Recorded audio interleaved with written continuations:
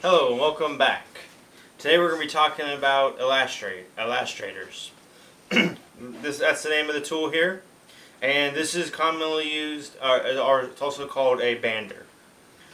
Elastrators are normally used for castration, but they can also be used to dock tails or to remove existing horns. So when you buy these, they normally will come with a pack of 100 bands already, and then later on you can buy them separate. But what you do is you take the band, you slide it over all 4 points of the tool.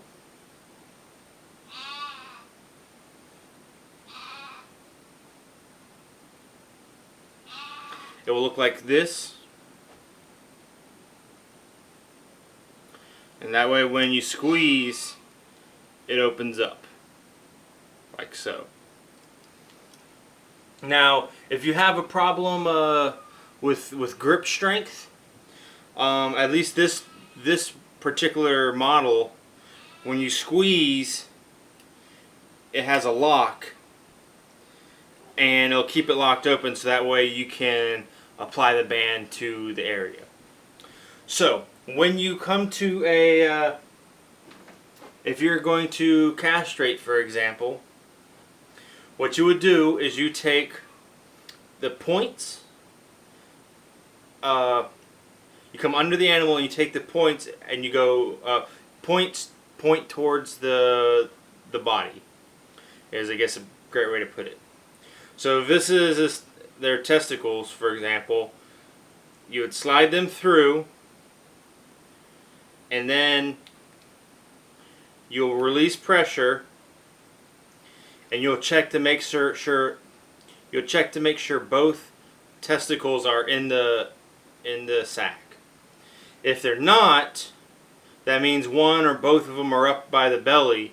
You'll release pressure, and you'll have to feel around and guide them into their sack.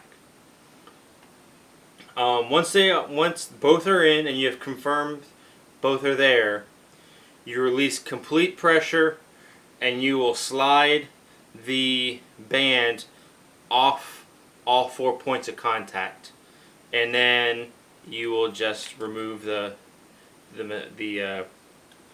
tool away, and then they'll be banded.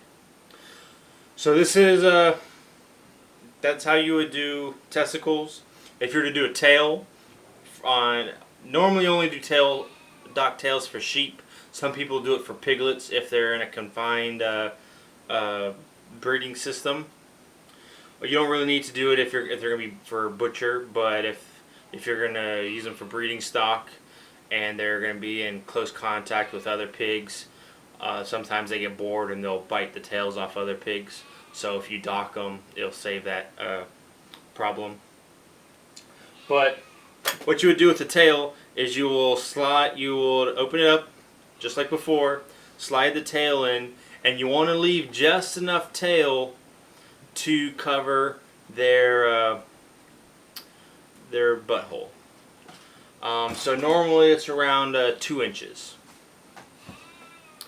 If you were to use a elastrator to dehorn either a goat or sheep or what have you, what you do is you take the elastrator and the band, you would slide it through and get as close to the base as possible and band them.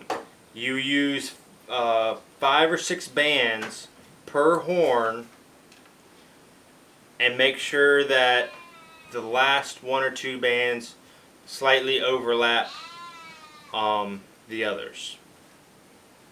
And that way, put all those bands in conjunction will put enough pressure to cut the blood supply of the horn, and over a period of time, the horn will fall off.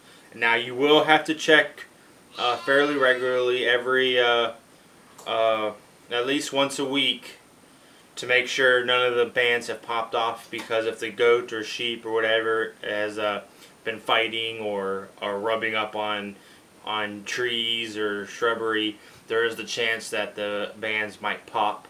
So you do want to keep an eye on that. But and banding horns is the longest process when it comes to banding. Like if you were to band the testicles or tail, it might only take a couple weeks. Whereas depending on the thickness of the horn, it could take a longer period of time.